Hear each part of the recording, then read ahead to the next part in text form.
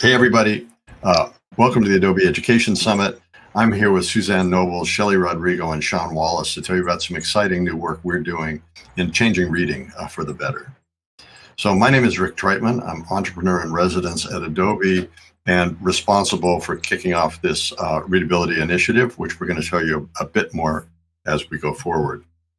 Our goals here are to talk about how we're really looking at new ways of reading now that we can read electronically, how one size of reading format doesn't necessarily fit all, how we need to develop and create new research tools so that we can better understand this new digital reading world, and then some examples of how we're working with both K-8 students and students at the university level to take advantage of some of our new findings. So let's just start with the problem. Here in the United States, a third of our students, as we survey them in the 4th, 8th, and 12th grades, are reading proficiently. And that translates into adulthood, where a majority of our adults are reading below the 6th grade level. The Barbara Bush Foundation for Family Literacy, working with Gallup, estimates the cost annually to the United States at $2.2 trillion. And a lot of this cost comes from employees who don't read well enough to do their work, and to individuals who don't read well enough to get the next job. So there's an opportunity cost for the individuals here as well. Now, as technologists, we often ask ourselves when we see a problem, how can we make this better? And it just so happens that Readability Matters has been working on this for about 15 years and has some really interesting theories that we've started to dig into and to work more with. And basically what they say is that when you can take control over your reading, when you can find a font that works individually for you, a font size or spacing of line height and character, that in fact, you will read better whether you're a poor reader or even a very good reader. Here at Adobe, we took some of their theories and tested them. We created a prototype that gave the reader complete control over the formatting of their text. And we had educational testers go into a school in San Jose, California, and work with about 80 kids to see what happens when we take a document and customize it to their own individual reading needs. Let's just look at the 3rd grade scores that we got. We started with a baseline and noticed that we have a wide range of readers. But when they got their individual reading format, we found reading improvements that were quite significant. Our slowest student, who was at risk of having to repeat the 3rd grade, actually jumped 27 words a minute. And we found, if listening to him read, that he went from a very hesitant word at a time reader to someone who was reading with meaning, was reading with inflection. But the interesting thing about this chart is that at the top of our scale, our fastest student made the same 27 word per minute jump. Now, the median student in this class jumped 20 words per minute in this test. We know that students at this age tend to improve throughout the school year at roughly 1 word per week. Our kids improved 20 words, which is the equivalent of 20 weeks, and they did it simply by us finding the right reading format for them. This got us pretty excited. And what it did, though, was raise a whole lot more questions than it really answered. And for that, we decided to go into research in a big way. The questions that immediately popped up, and there are many more that I'm going to show you here. How many formats are there? What are the most readable fonts? How do we help people find their optimal format? This is probably the biggest question and the hardest one to answer. And then, given that we've all gone through so many months of COVID at this point, and we know that students have lost progress in both reading and math, can we use some of our findings to help make up for some of this reading progress that's been lost? Now, to do that, we've created what we call the Virtual Readability Lab.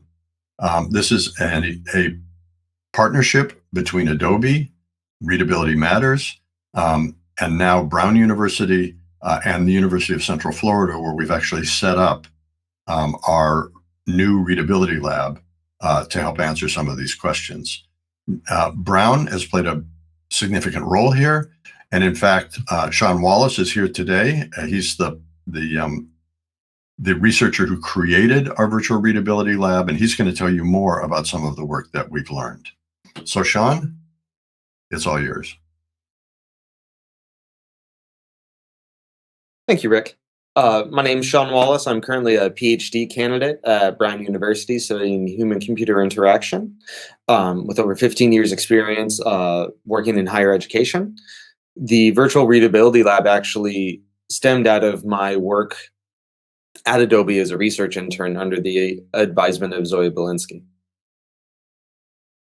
So when we started this work, we asked the question, can we instantaneously improve reading speed for a general population of adults reading in their everyday natural environments?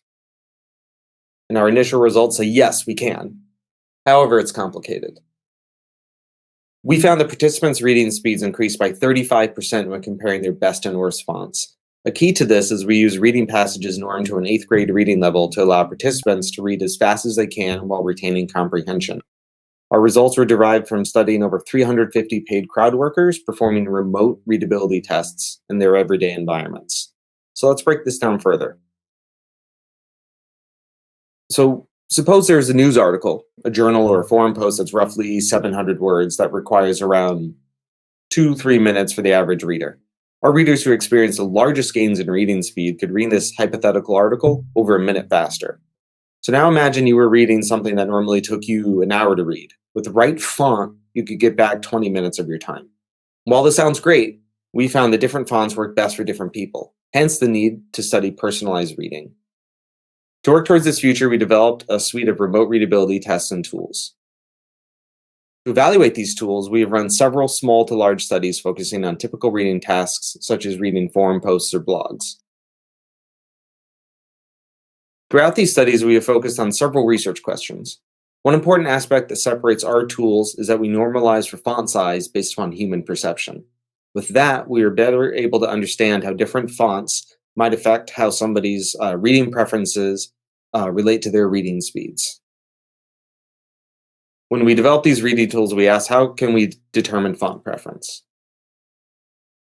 We developed a web-based toggle test that should be familiar to anyone who's ever done an eye exam. This allows us to do pairwise comparisons, which is a classic method in human-computer interaction to determine preference. So the test works like this. The reader gets to read in 2 different fonts, and they can toggle between the 2. And all of our interfaces have been developed with an e-reader aesthetic. So they're designed to be consistent in presentation across devices, whether it's a mobile phone or a large desktop computer. And this enables us to compare results across participants. Once we get to that, we ask the question, how do we measure reading speed? So we take a passage and we break it down into individual screens and compute words per minute by starting a timer when the reader first sees the screen. And in the background, we also track mouse movements on desktop devices and motion controls on mobile devices. And after each screen, we just kind of take the total seconds, and we take the total words, and it computes easy measure to go through. The study designed for our large remote study features preference and reading speed tests to help determine an individual's best and worst fonts. In this study, all participants read in Times and Noto Sans because those fonts performed well in our preliminary work. Preference test covers a range of 16 fonts that were selected based upon the frequency that they're read at, and also in collaboration with typographers. For our results, we only use reading speed measurements between 100 and 650 words per minute to ensure readers are not skimming or memorizing content. In a post-survey, participants described their most preferred font as bold and modern with natural character spacing. While many older participants wanted a font that decreased eye strain, younger participants preferred fonts with tighter character spacing, believing this would help them read faster. Times and Noto Sans were the most common fonts that participants preferred. However, there were participants who preferred Oswald the most, even though this was the font that was preferred the least on average. Thus, with preference, we observed that specific preferences for fonts were not consistent. We found that certain fonts predictably affected reading speed, making it possible to make some general recommendations for people over the age of 35. For instance, E.B. Garamond and Montserrat were particularly fast fonts, while Avant-Garde and Open Sans are slow. However, looking across the whole population, fonts do not affect people in the same way. A font that is effective for one person is not necessarily effective for another. It can be deceiving to rely on averages to understand a font's effect on somebody's reading speed. For example, E.B. Garamond was the fastest font on average at 312 words per minute. However, individual participants only read faster in it 48% of the time compared to the other fonts they read in. In contrast, Open Sans was the slowest font on average at 254 words per minute, while individual participants read faster in it 51% of the time. This points to the idea that maybe certain fonts might help readers of different abilities. Now, when looking at an individual's fastest font, it was at random if a participant read fastest in their most preferred font, Times or Noto Sans. So if you look at this figure, each individual black line indicated that somebody read fastest in that particular condition. So if you look under preferred, those are how many people actually read the fastest in their most preferred font. And all these lines represent the all participants, and it's ranged from their slowest font to their fastest font. So most importantly, there was no one font that worked for everyone. Participants could experience large gains in reading speed with the right font. Using advanced statistical measures, we found that for 94% of our participants, they experienced medium to large reading gains in reading speed when comparing their fastest and slowest fonts. This figure shows the reading speed measurements for our fastest readers, showing the potential that font alone can have on reading speed. Hence, being able to quickly and accurately find someone's optimal font could be massively beneficial in their daily lives. The most effective font for reading speed varies across participants. Fonts with different attributes and anatomies are effective for different people, hence the need for personalized reading experiences. We found that participants' most preferred font was not always their fastest. However, our recent work shows that if you generally prefer a font, that you will also most likely read faster with it. So preference in a font will not hurt your reading speed. So feel free to read the fonts you prefer in. You might also read faster because of it. To help engineer future personalized reading experiences, we've developed a collaborative community of organizations to create the Virtual Readability Lab, or as we call it, the VRL. This is where we help build new personalized readability experiments. These consist of short, quick tests anyone can take, large paid studies to answer new research questions, and bespoke readability tests we develop for specific groups. Our toolkit powering the Virtual Readability Lab ensures every study result is saved in a common reproducible format and stored in a centralized database. Through this joint effort, we are creating the largest data set of reading studies ever. These results will help individuals find their fastest fonts and inform future research. We intend to open source this lab to collaborate with educators and researchers to build experiments to study personalized readability. We've already had several successful collaborations, for example, helping adults learning to read to find their optimal character spacing to use within Adobe Liquid Mode. In addition, we have also created a portal where educators can provide links where students can sign up to the VRL and take tests. This allows educators to view their students' results in real time and hopefully apply these results within their classrooms. And speaking of applied research, I would like to now introduce Suzanne Nobles of ReadWorks. Thank you, Sean, for that great presentation. And I'm happy to be here to share additional research that we have done that is built on all that Sean and Rick have just shared. So in my role as Chief Academic Officer at ReadWorks, my focus is on providing powerful research-based resources to K-12 teachers. And as a K-12 teacher myself, and administrator for over 20 years prior to coming to ReadWorks, my commitment to this goal is even stronger. So I'm excited to share with you all research that builds on Sean's by adding in a deeper look at comprehension. So let's pause a bit just to review where we are. With Adobe's and Sean's work, we know these three things about personalized text formatting. Readers of all ages benefit, performance and improvements across fast and slow readers, and there's no single best format. So as educators, the next step is to now learn more about the tie to comprehension, specifically with students. So I'm going to be sharing the early results from an ongoing study in this area. With the sponsorship of Readability Matters, we focused on creating an interdisciplinary global research team to tackle the complex interplay of format and reading comprehension. You can see here we have Dr. Shepard from Chapman University, Dr. Beyer from the Royal Danish Academy of Fine Arts, and then myself at the nonprofit ReadWorks. To date, we have had over 240 participants from mainstream student population with a small number of students with learning disabilities. This study was designed to be virtual during COVID with careful testing measures to assess students remotely in the comfort of their own homes where they were when schools were closed. So let's look briefly at the design. So comprehension is messy, and I know you all as educators know this well. So what we did was design a two-level study to tease apart this complexity and see if subtle changes to text format could impact comprehension. We've already seen the impact on speed and fluency. So first, the word task on the left. Students were asked to ID if a word is an animal or not. And what this did was isolate the single word comprehension through speed. And because this task was set up at a millisecond speed, it did not allow any cognitive processes not tied to word reading to come into play. And so this really was about comprehension of that word. So we then wanted to compare the reaction time of choosing that word to test that comprehension. So then we get to the messier one, which is the passage task. And so students read 2 ReadWorks passages and answered comprehension questions that required drawing conclusions and identifying main ideas. The task was designed to mimic real-world reading, which means that the students could go back and forth between the passage and the question set. But in doing the data analysis, we're able to isolate down to just reading time, removing reading time of the questions in order to see the accuracy of the questions in the comprehension time it took to read the passage.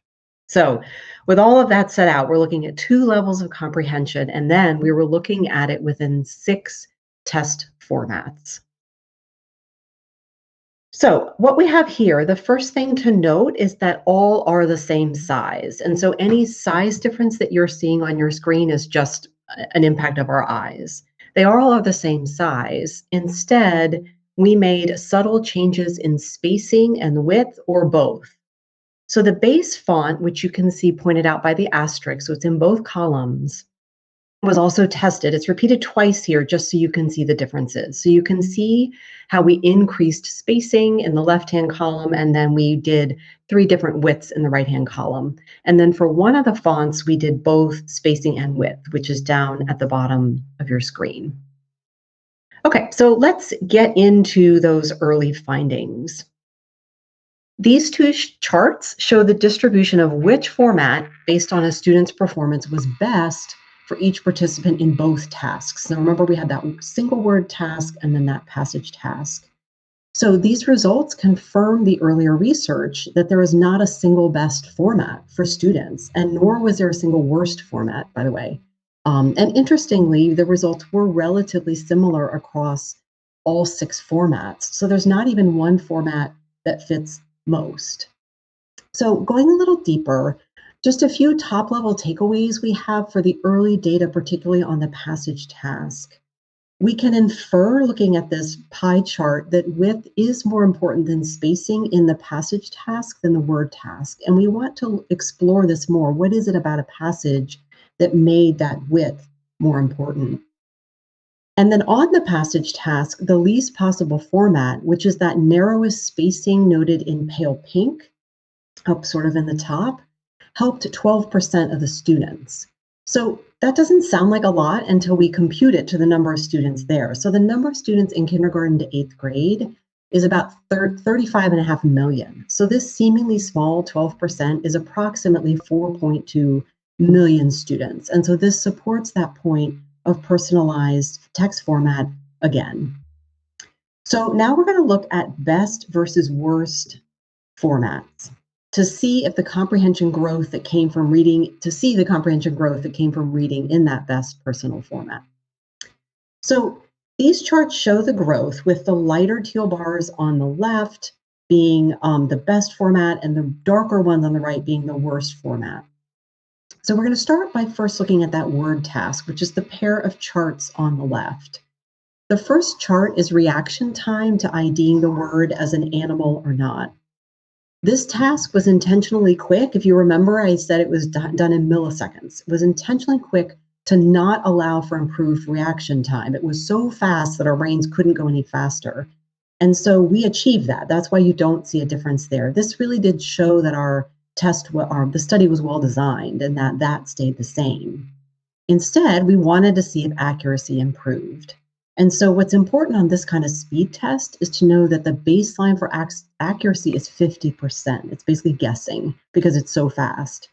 So a student's accuracy in their best font rose to 65%. And that is a significantly high success rate for these highly controlled tests. That's a significant result, which is really exciting because it suggests that decoding is more accurate in that best font or that best text format, even when the format differences are really quite subtle. Okay, so this then brings us to the passage task. Here we see a marked increase in both speed and accuracy in reading comprehension. If we look at accuracy from the education lens and we see that 20% gain, if we take this into a grading scale, this means a student can improve from a D to a B and read faster in their best font format. And so then we think educationally over time, the impact of reading over time. Research has shown that reading success drives student motivation. So successful reading, doing better, a D to a B, drives students to read more, which in turn is this really great beneficial cycle because it means that it improves reading skills even more. More reading makes you better at reading. So this is this ever improving cycle of possibility here, with this early research showing that best formats can allow students to find more success and therefore increase their motivation to read more. Students then, as they read faster at the same time that they're reading more, we can just imagine all the reading stacking up in their future. And we did want to make the point that these results, while aggregated across all grades, they are consistent across each grade. And when we look across here, we see this improvement from K to 8. And given this consistency, we can guess that this will hold for adults as well. Sean mentioned testing at an 8th grade reading level. That is a generally standard testing level for adults. Okay, so let's move from this big picture and this deep dive into all the data to just the story of one reader who is by no means unique, as this chart shows. So one of our female participants was in the 7th grade. And we asked students their feelings about reading as part of the study. And she was neutral. She neither liked nor disliked to do it. She did share that she chose to read comic books when she did read on her own. Her best format involved increasing in both spacing and width. And so that was that one on the bottom, the double change. And it helped her read 33% faster. And with this faster reading, she also increased her accuracy. She went from a D to an A+, that's 66 to 100. So imagine the ever-improving cycle to her as it unfolds over her years of schooling. She finds markedly increased success, so she starts to find enjoyment in reading more broadly, in turn reading more and faster, growing her skills all along the way. And so she is on a powerful trajectory of success. So where does this leave us? Once again, we have shown that there is no one best format for all readers. Digging deeper, we've then learned that very subtle changes to the text format can create meaningful changes in speed and comprehension, which brings us to this final bullet of personalized formats significantly improving reading comprehension at both the word and the passage level. As I said at the outset, we're still collecting data and digging even more into what these results can tell us about text formats' impact on the complexity of reading comprehension. All of this presents such exciting possibilities, and now Shelley will share her work on putting readability research findings into practice. So thank you, and over to you, Shelley. Thank you. And I'm waiting for my slides. There we go.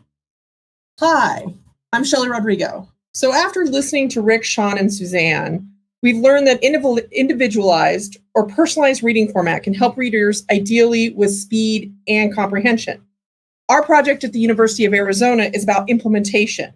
What happens when you introduce the personalized reading format information and instructions on adapting digital reading environments with college students?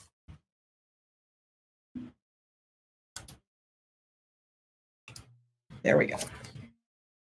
Before I go any further, I just want to emphasize that I'm just one member of a team of faculty and graduate students working with me. This work doesn't happen without them.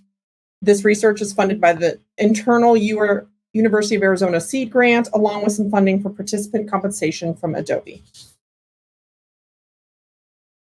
We were internally funded in December 2020 and received approval by our institutional review board to start our study mid-spring. We're still collecting data. Right now, we have 3 different studies in play.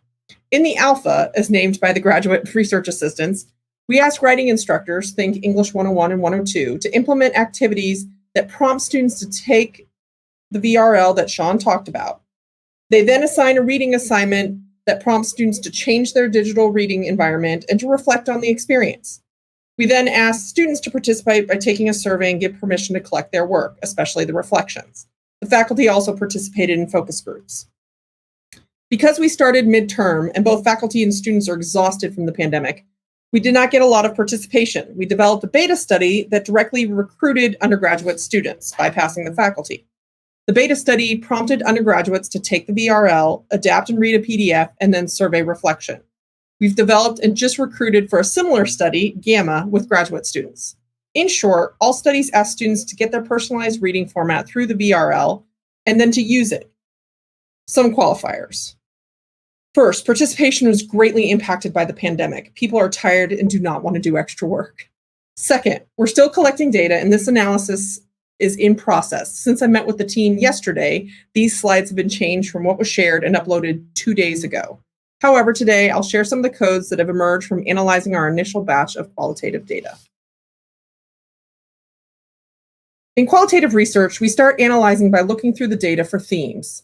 The codebook I'm going to share with you today is our current draft and will likely continue to shift, especially if you see this data again in future presentations or publications. We have 2 parent code categories, the personalized reading format and the user experience category. Each parent code has 2 child codes, and then each of those have others you can see here.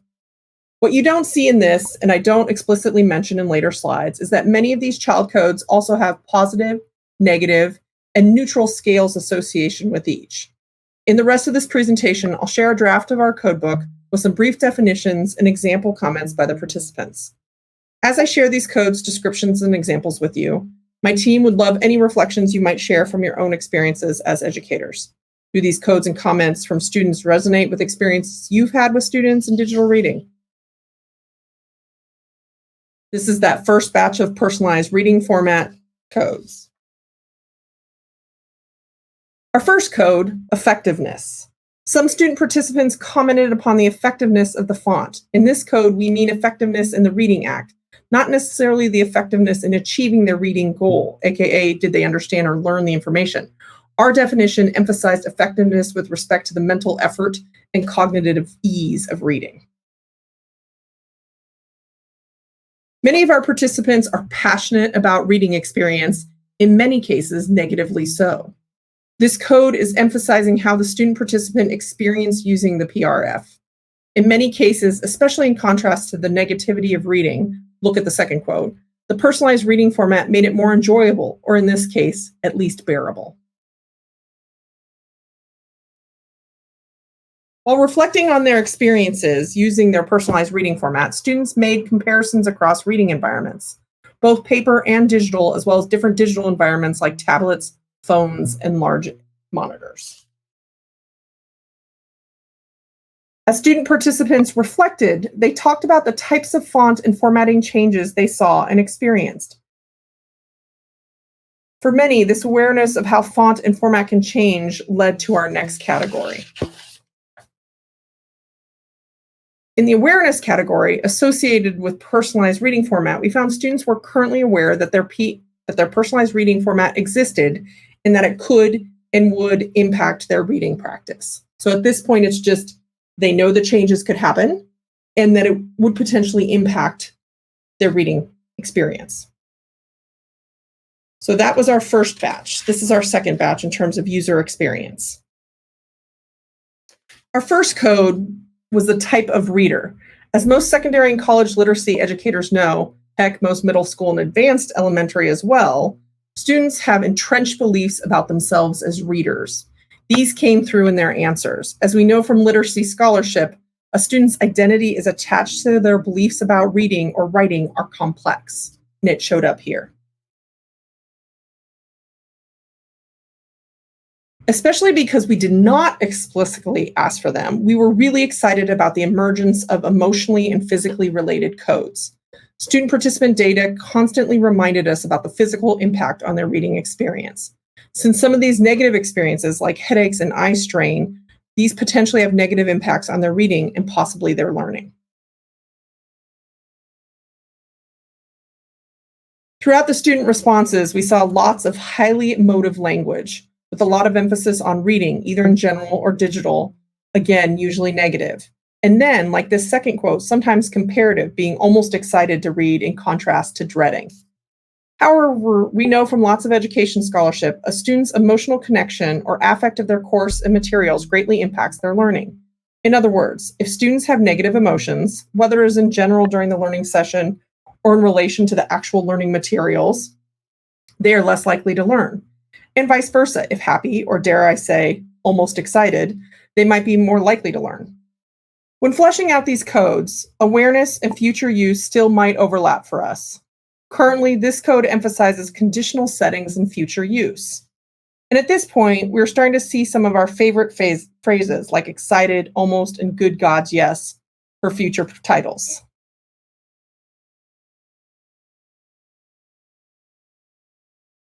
Again, before I describe this, my team wanted to make sure to remind you our research is still exploratory and we're trying to understand student attitudes and positionalities.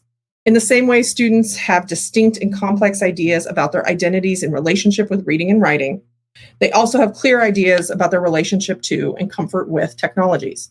We did ask them to self-rate their comfort with technology, and so far we tend to see a correlation with higher self-identification as comfortable with tech and lower difficulty setting or adapting digital reading environments, and their willingness to use the personalized reading formats again. Here you see the reverse, less comfort with tech and struggling with adapting a digital reading environment. Although we see these comments about the difficulty of adapting digital reading environments, when directly asked about if they had difficulties, many said no, or I figured it out. I'm wondering if we're seeing the ideological expectation that technology should be easier and/or technology should make everything easier in these comments. For example, the last quote doesn't call it difficult, but that it took time with a possible negative connotation that it should be both easy and quick. While the U-Arizona research team met yesterday, we started to realize that a student's experience with and potential to continue using personalized reading format might be impacted by where they fell in the intersection between their self-perceptions of their reading and their self-perceptions of their technology skills. For example, if someone falls in the right quadrant, they're comfortable with reading, they might be less likely to continue using their personal reading format, especially if they're in the lower right quadrant and struggle with technology. Again, we're just starting to explore this data and look forward to analyzing more of our incoming data and discussing the quadrant idea with a large digital readability research team.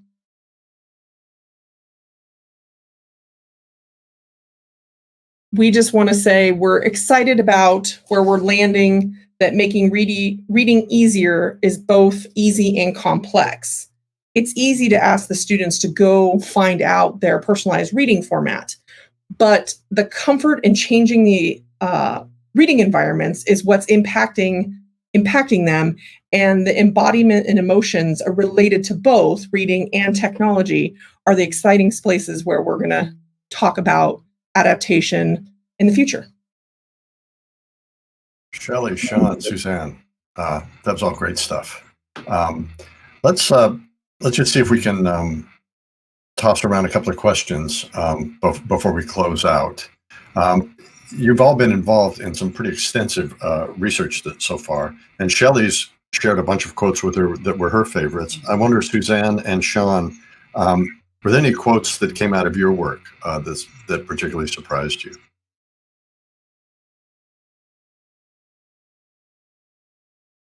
One of the things that came up time and time again was in our big study, there were 16 different fonts. So, people could read in any random order of those, and people could actually identify certain fonts. So they had a familiarity with them, even fonts that you don't normally see, or it's not like, oh, I know what Times New Roman is. Like everyone recognizes that.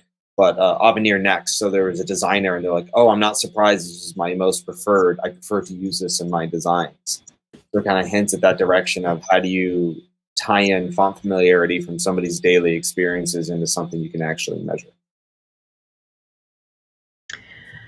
For us, because during COVID we weren't able to talk to them and had to minimize what we collected in this study, it was still interesting to see the self-rating of reading and seeing such improvement. And so I think for me, I can hear almost a student saying that, like, well, I don't really like reading, and then imagining their reaction when they see how well they do when a font format changes or a text format changes. That's I hear an echo of that in a lot of the things that Shelley found. That so many of the kids talk about not liking reading.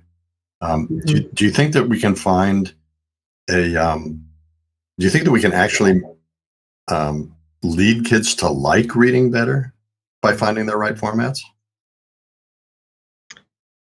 I think so. I can speak both from my education background as a teacher and seeing kids, even with, if we take it just to needing glasses, even, that level of just being able to read the text, what we can understand there. And, reading is hard, and it's not an easy thing to learn to do. We're not naturally wired to do it. And as much as we can make it a fluid experience for a student and as easy in visually as it can be, success does lead to motivation, and we do know that.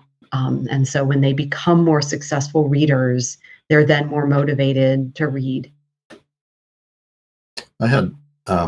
I'm going to ask you each for your aha moment. I've had two aha moments in this little journey here. The first was when we worked with that initial prototype study that I showed you that we worked with Readability Matters. I still have people here at Adobe who talk about listening to the audio tape of that little third grader struggling and then reading with meaning. And that happened probably almost 4 years ago now. And people still talk about it in the halls and when we discuss the work that we're doing with Liquid Mode. Shelley, over to you. Big aha moment for you. I think the big aha moment for me is weirdly, I shouldn't be surprised, but weirdly just the self-awareness of our participants in their relationship to reading and how that impacts their reading, their relationship to technology, how that impacts their willingness to adapt a digital reading environment, and also their kind of self-awareness of making judgments on what is worth return on investment. And I think in the long haul, and again, this is why I'm ecstatic about Liquid Mode, right? In the long haul, this is going to really be about how easy is it for people to both find out what their personalized reading format is, but then to adapt it in digital spaces. There were some questions that came through in the chat about dyslexia. And Sean, I know you've been involved in a study that we didn't even address here with one of our engineers at Adobe looking at some possible tools for dyslexic readers. Do you want to talk about that a little bit? Yeah, absolutely. So Alina, Nicholas, and myself, along with several designers from Adobe, kind of went at the idea of digital reading assistants or digital reading tools, and we looked at line rulers. And you might think, like, why didn't we look at fonts given the content of what we talked about today? There's actually an excellent paper from Luz Relos titled Good Fonts for Dyslexia. And it covers some initial results and research. They show, hey, also for readers with the dyslexia, fonts do matter. So we had looked at the rulers because usually in any online Chrome extension or tool, there's like a little gray bar, and that's kind of all there is. But one of the things we did is we actually recruited designers with and without dyslexia, because we wanted to see what the specialized population of designers would actually design a tool for that population. And their designs were vastly different. They tended to focus on things that provided a lot more contrast. So say a simple black line that goes across the screen. And our initial results from these studies show that the rulers designed by designers with dyslexia actually tended to work better for readers with dyslexia, but also that readers without dyslexia did benefit from a ruler. Many people read with their mouse. It's a very common thing people do on web browsers. And all of the rulers have shown up to be faster than reading with your mouse, regardless of whether somebody had dyslexia or not, which is a really interesting future thing to look at. What are the next steps in our dyslexic research? I do want to go back and actually just take the tools we have and run some of the various dyslexic fonts that exist. There's more and more coming every day. I mean, in general, there's over 800,000 publicly available fonts. So you can imagine how difficult it is to actually know which ones work. So we're going to run those through the VRL and get some ideas and see if our results reproduce the paper I mentioned from Luz Relos earlier, or if there's something different. One thing that we have noticed talking with typographers is that some of the dyslexic fonts tend to have a very clear and consistent bottom half of the characters, which almost, it looks like a digital reading ruler that's embedded into the font design. That's something we're going to kind of look at in the future and see, maybe a dyslexic font is better than a ruler, or maybe they're the same or they help different people. So time and time again, all of our results always point to the idea that we need to look at somebody as an individual and everything that matters to them, beyond whether or not they are dyslexic. That notion of individual, I mentioned one aha moment for me. The second one is when Suzanne presents that pie chart that shows it's almost evenly distributed among the readers. Suzanne, maybe you want to underline that a little bit.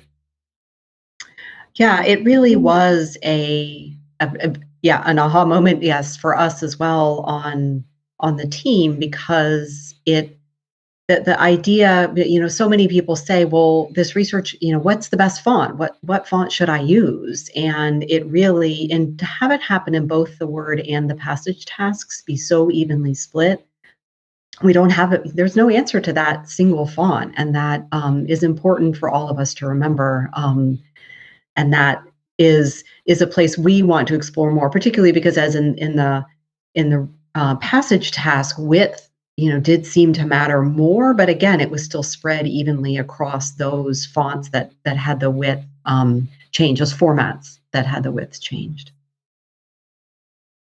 So, Sean, Suzanne, and Shelley, thank you so much for joining us today. We realize here at Adobe that we're not going to do this alone, and the four of us on this screen are not going to do this alone.